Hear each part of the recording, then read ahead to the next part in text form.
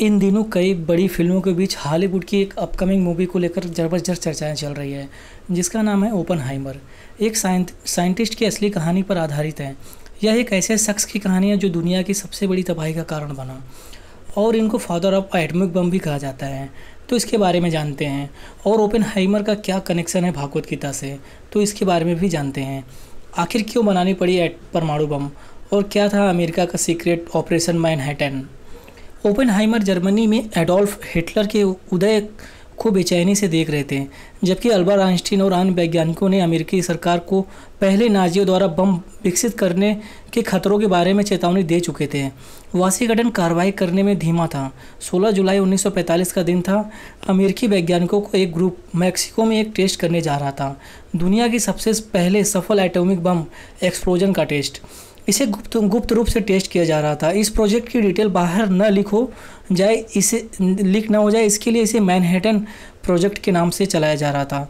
इस पूरे इन्वेंशन में ओपेनहाइमर टेस्टिंग से ठीक 3 साल पहले फिट हुए।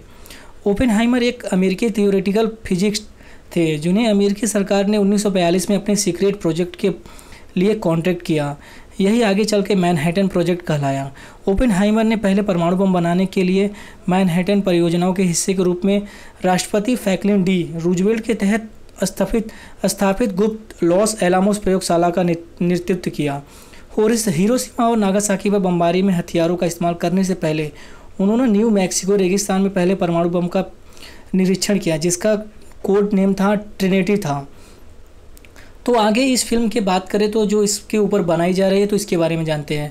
यह मशहूर फिल्म मेकर क्रिस्टोफर नोलन की Cillian Murphy star film Oppenheimer है। फिल्म की कहानी की बात करें तो यह साइंटिस्ट और सच्ची घटना पर आधारित है, जो सेकेंड वर्ल्ड वॉर के दौरान हुई थी। फिल्म के ट्रेलर में भागवत गीता का एक श्लोक सुनने को मिला है, जो इस पर खूब चर्चाएँ चल रही है। फिल्म ओपेनहाइमर अमेरिकी प्रोमेथियस नाम की एक किताब पर आधारित है।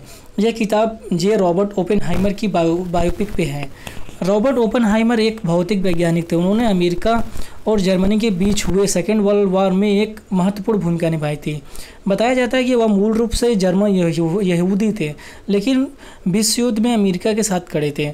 उन्होंने अमेरिका आकर मैनहट्टन प्रोजेक्ट के नाम के मिशन का नेतृत्व किया, जिसका उद्देश्य था जर्मनी को मात देने के लिए परमाणु बम बनाना।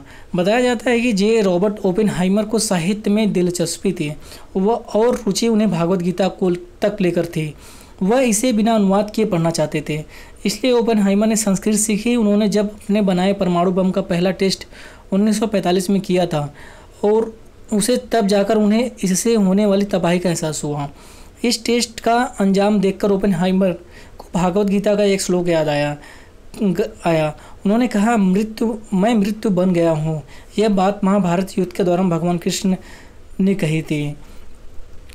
भागवत गीता की एक और श्लोक वो कहते हैं, जिसे हिंदी में उसको अनुवाद किया जाए तो अर्जुन को समझाते हुए जब श्री कृष्ण भगवान विराट रूप धारण करते हैं, तो वह कहते हैं, अब मैं मृत्यु बन गया हूँ, अब मैं दुनिया का विनाशक बन गया हूँ।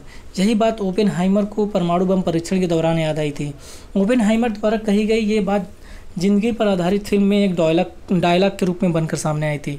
ओपेनहाइमर ने जो परमाणु बम बनाए थे, वो 6 और 9 अगस्त को हिरोशिमा और नागासाकी पर गिराए गए। इतिहास की सबसे बड़ी तबाही का कारण बने थे। इस तबाही को देखने के बाद ओपेनहाइमर का दिल दहल गया और उन्हें बहुत पछतावा हुआ। उन्होंने इसके बाद अमेरिका के हाइड्रोजन बम बनाने के ऐलान को निंदा किया। बताया जाता है कि इस निंदा के बाद ओपेनहाइमर पर अमेरिकी एजेंसी सख्त हो गई थी और उनके खिलाफ कई तरह की साजिश करने जा रही थी।